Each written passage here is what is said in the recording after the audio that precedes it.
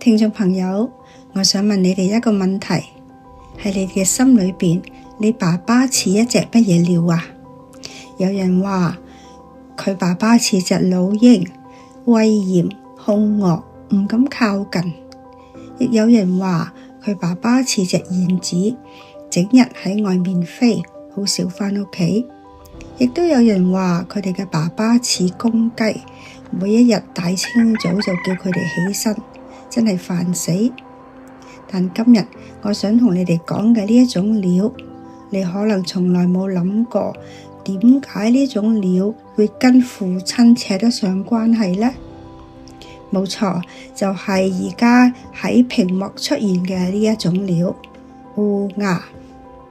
烏鴉真係可憐，佢俾人鬧咗幾千年，叫佢做不祥之鳥。佢係天下烏鴉一樣黑嘅倒霉蛋。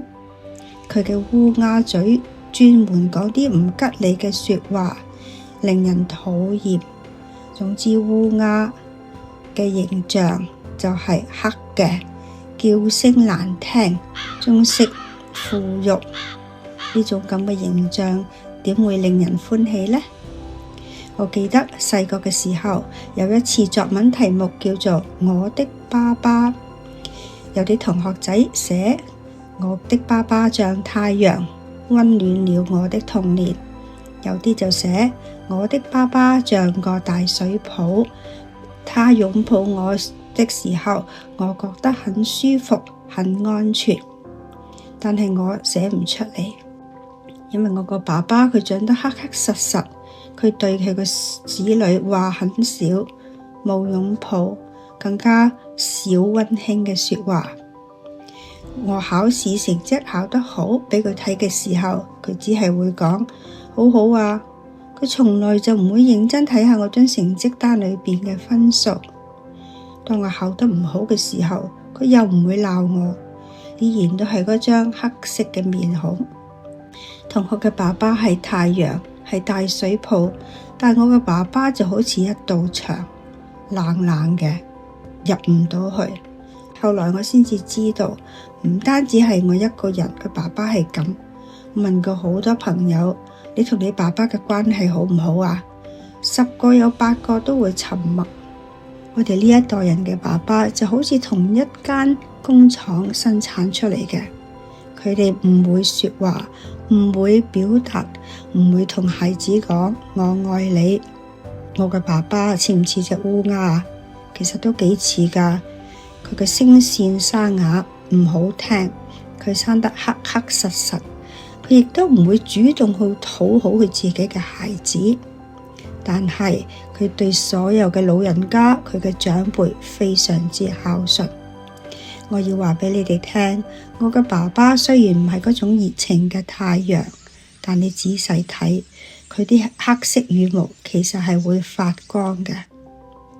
當佢張開佢嘅翅膀，就好似一棵大樹，佢為我遮風擋雨，佢永遠係有求必應嘅爸爸。就好似每次我帶同學朋友返屋企 barbecue 嘅時候，一到屋企門口，佢一定已經將燒烤爐透好火，嗰啲燒烤用品已經一應俱全，豐富嘅食物好似肉類、海鮮、蔬果、飲品，一盤一盤嘅已經放喺台面上面，就會喺小花園掛彩燈、擺盆栽。佢就係想讓我呢個 party 更有氛圍感，讓我哋玩得更盡興。佢每一次都會讓我呢個主人家好有體面，但一開始燒烤嘅時候，佢就會離開我哋嘅視線，從來都唔參與我同我啲朋友嘅聊天。我爸爸好擅長書法繪畫，只要我話要畫乜嘢，無論嗰個畫作有幾複雜，無論佢要花上幾多時間，佢就會按我嘅要求戴上老花眼鏡，一筆一筆細心嘅去畫去寫，去滿足我嘅要求，令我開心。中國古代有一個關於烏鴉嘅故事。古人察覺到小烏鴉長大之後係會擔食物返嚟，一口一口嘅餵俾佢年邁嘅父母親。佢哋將呢個行為稱為反哺。從此烏鴉就有另外一個名字，叫做慈烏，成為咗孝順嘅代名詞。但現代動物學家話，佢哋好似從來冇拍到過烏鴉反哺嘅場面，所以呢個係咪一個美麗嘅誤會呢？其實呢個重要咩？我反而覺得呢啲正正係最有意思嘅地方。你諗下，正因為現實中太難做到反哺，正因為人類社會有太多子欲養而親不待嘅遺憾，我哋先至會將呢個最美嘅品德寄託喺呢一隻最唔起眼嘅鳥身上。因為我哋太渴望有人話俾我哋聽，父母會老，你要記得返屋企。烏鴉仲有一個特點，就係終身一夫一妻制。呢個喺鳥類世界裏邊並唔多見。佢哋一旦配對，就一輩子一起築巢，一起覓食，一起將孩子養大。孩子長大之後飛走咗，佢哋依然會喺埋一齊。你又知唔知道烏鴉又有另外一個名字呢？就係叫做寒鴉。馬致遠寫過枯藤老樹昏鴉，八福寫過輕煙老樹寒鴉，辛棄疾又寫晚日寒鴉一片愁，寒、老、昏、愁，每一個字都係孤獨嘅。佢哋嗰一代人就係咁噶啦。男人唔可以喊噶，唔可以軟弱，亦都唔能夠講我需要你。佢哋將自己活成好似一道牆，牆好硬，但亦都會裂，只不過係我哋睇唔到。我聽過一個非常扎心嘅故事，有一個女孩子移民去外國，佢每一次打電話返屋企都係媽媽接聽。其實佢每一次都有問爸爸呢，佢喺側邊啊，係咪叫佢聽啊？女孩子就話唔使啦，其實都冇乜嘢特別事。後來媽媽就話俾佢聽，其實佢每次打電話返嚟嘅時候，爸爸都會放下佢手裏邊嘅工作，企喺電話旁邊聽。佢聽到你話唔使啦，就會默默走開。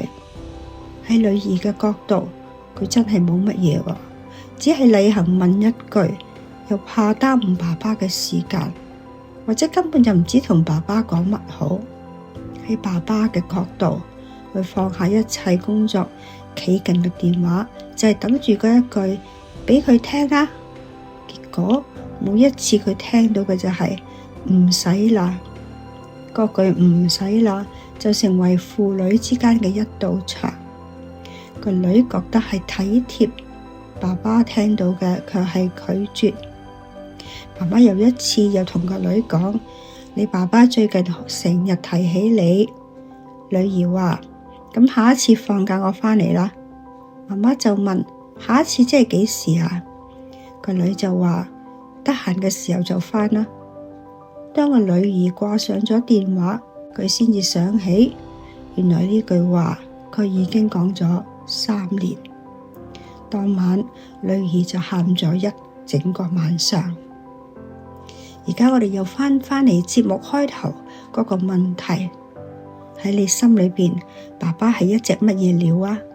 如果你問我，我一定會話我爸爸係一隻羽毛會發亮嘅烏鴉，佢嘅翅膀係為我遮風擋雨嘅一隻美麗嘅烏鴉。烏鴉會唔會反哺？其實而家都冇確定嘅答案，但有一件事係確定嘅，我哋可以主動打個通電話，我哋可以主動講，爸爸，你最近點啊？我哋可以喺佢老咗之後變成嗰個餵佢嘅人。